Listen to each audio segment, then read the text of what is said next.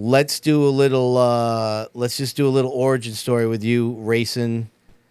Were you a Monday night at Stafford? Go karts, quarter midgets. What were we doing? I actually originally started racing this track called Nutmeg in Shelton, Connecticut, which is about 15 minutes from us across some R&C auto body there. They were a track for, I don't know how many years they were there, but I think I raced there in 2008. I was like 4. So that track no longer exists? No, it's now in Berlin, whatever you call it. Nutmeg. Oh, where KJ. Rocco's. Yeah, okay, gotcha. Yeah, that's they moved it to there. Okay, so gotcha. It's at the fairgrounds there. Got it. So that was there 2008, and they closed at the end of the season in 2008. So I raced a little flat cart there, and then a little like champ cart. And then after that, we went to a Racers Expo, and we heard about quarter midget racing, and we ended up doing that. We tried the Wild Thing carts on Mondays. We did quarter midget racing. We did champ kart racing. I did like all kinds of different go-karting in 2009 just to kind of get a feel and see what we wanted to do. Yep. Ended up going with the quarter midget racing. Did a lot of traveling. I raced in Indy. I raced down in North Carolina. I raced all the way out in Vegas. We did a lot of traveling. So I raced quarter midgets from 2009 until 2014 full time. Wow. Lots of traveling. My dad. It was really just my dad and I.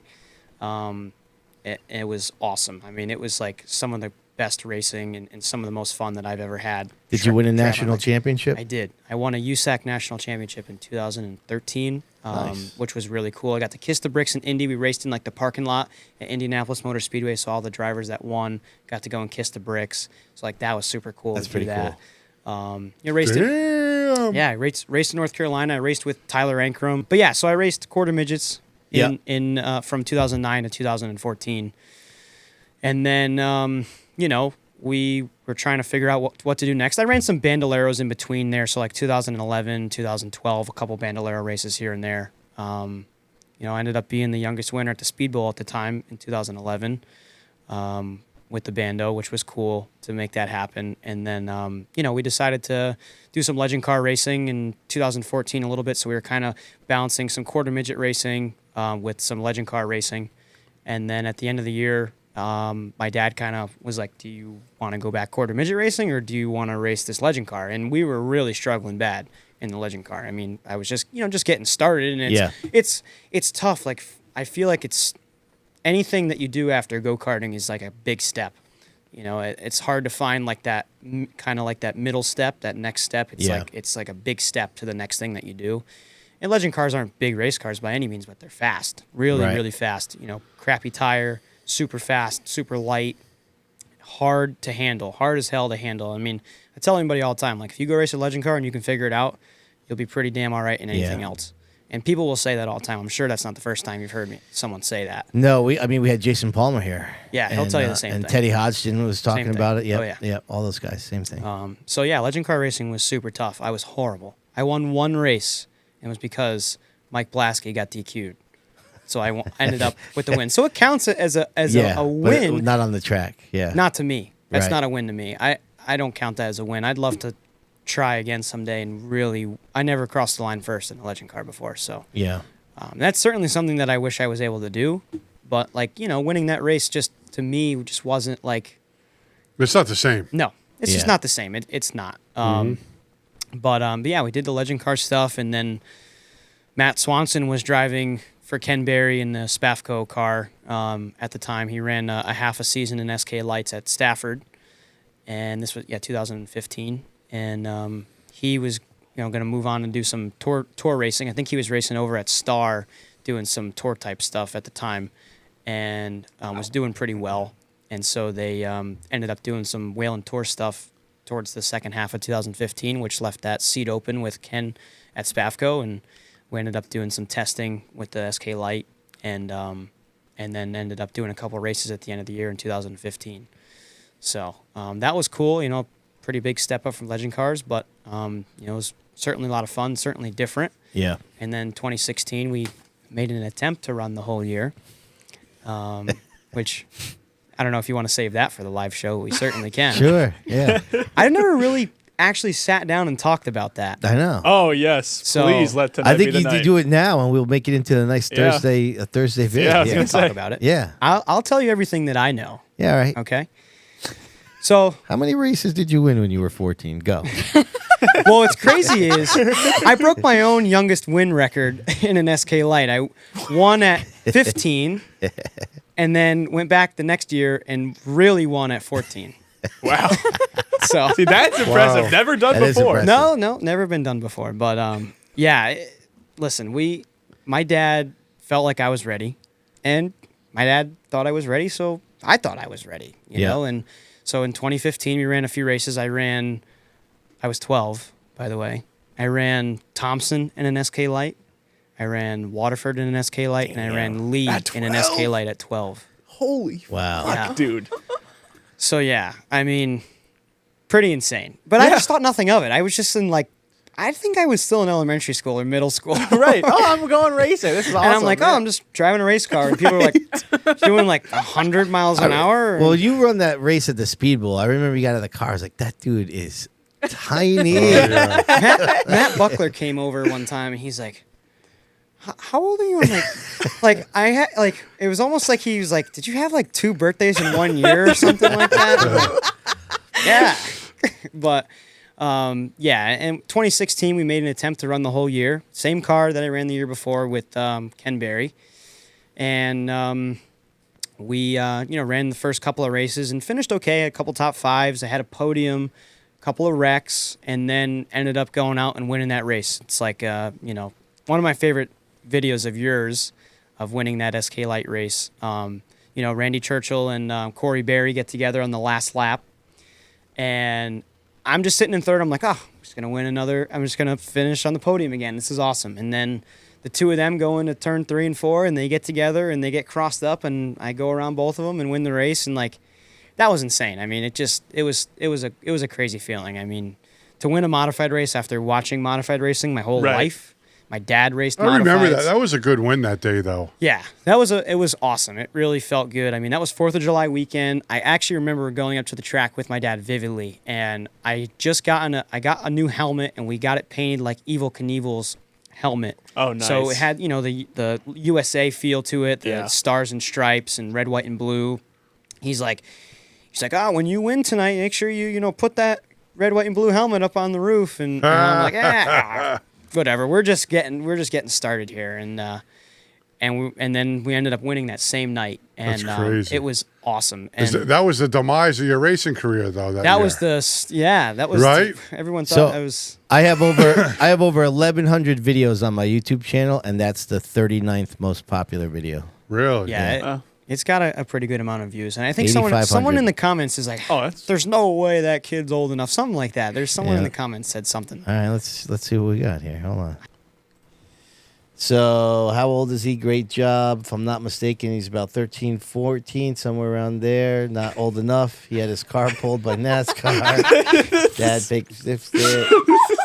Yeah. Oh, was that a NASCAR? Yeah, it was NASCAR sanctioned, right? Yeah, I'll get into that. Oh, yeah. Yeah, it was, so we won the race, obviously. This was 4th of July weekend, so. And the Speedbowl's a NASCAR sanctioned track. Yes, at the time, 2016, Speedbowl is a NASCAR sanctioned racetrack, so got the win.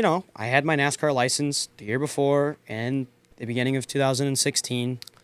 And after I won, there was a little bit of investigation going on in regards to not the car being illegal or anything, but my age.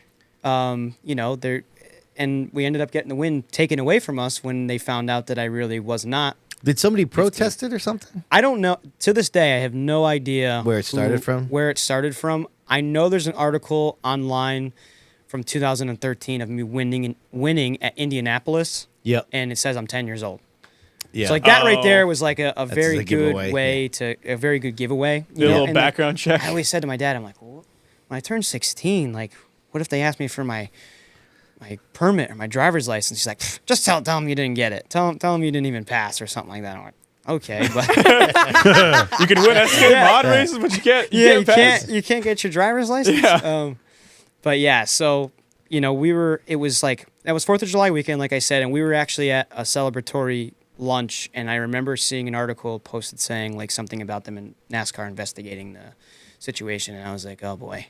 And then Race Day CT came out with an article, and there were a lot of comments in there, and I was 13 at the time, and I read every single one of those, and I was just like, I was pretty upset about it, like it Right. sucked. I was 13 years old. I just did something really good, and I was underage, but it kind of sucked to hear that. And as you guys know, I like to be liked by the fans, right? Like Right.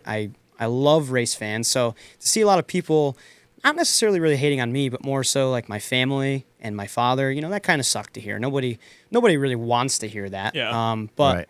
so that was unfortunate, and obviously, the win got taken away, and ended up getting given to my Spafco teammate. So I guess that worked out.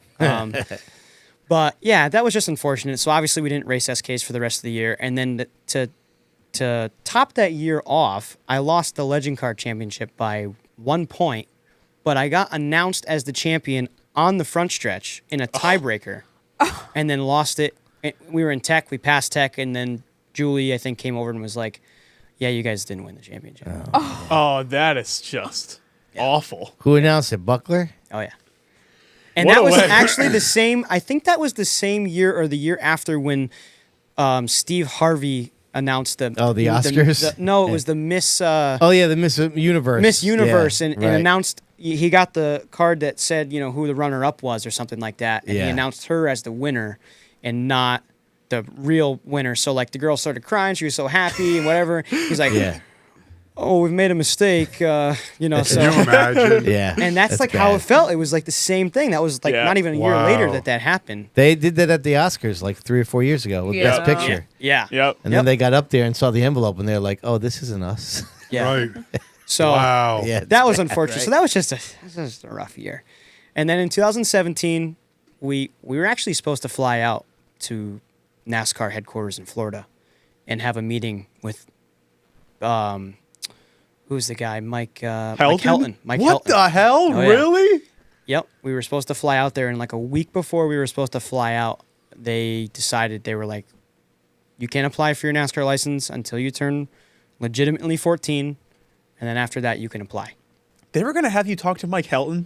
I don't know if I was going to talk to Mike Helton, but he certainly was going to Dude, talk to my that's dad. scary.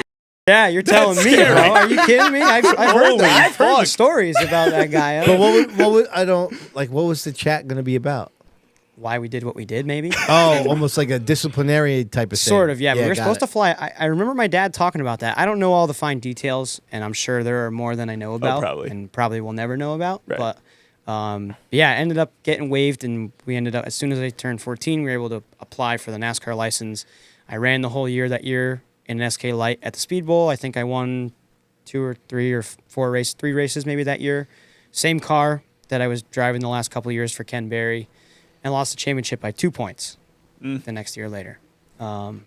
So that was unfortunate, but still, did that in 2017. And then 18, same car again. So this is the 4th year that I drove this car. We ran Stafford full-time in 2018. Had another pretty good year. I think we won 4 races, so it was pretty good over there. Why did you guys decide to go to Stafford? Just a new challenge? Yeah, I think we wanted to, how Stafford is kind of, the competition certainly is, I feel. It's prestigious. Yeah, it's prestigious, a little stiffer over there. The pressure is a little higher, bigger car count, all the things. So Yeah. we wanted to do that. And while we were doing that, we were dabbling in some SK racing a little bit. So actually in 2017, I got to race against Ted Christopher a little bit and do some SK racing in 2017, and actually finished runner-up in that last race of the year in 2017 to Kyle James when Rocco ended up winning the championship that year. Oh, yeah. That was when he did the all 3 that year. So that was cool to be able to dabble in some SK racing. So we were running. What do you mean by all 3? Rocco? Yeah. What do you mean? Thompson SKs at all 3 tracks. Yeah, Gotcha. Thompson, Stafford, and Got Waterford it. that year. Okay, Yeah. sorry. Yep, got it.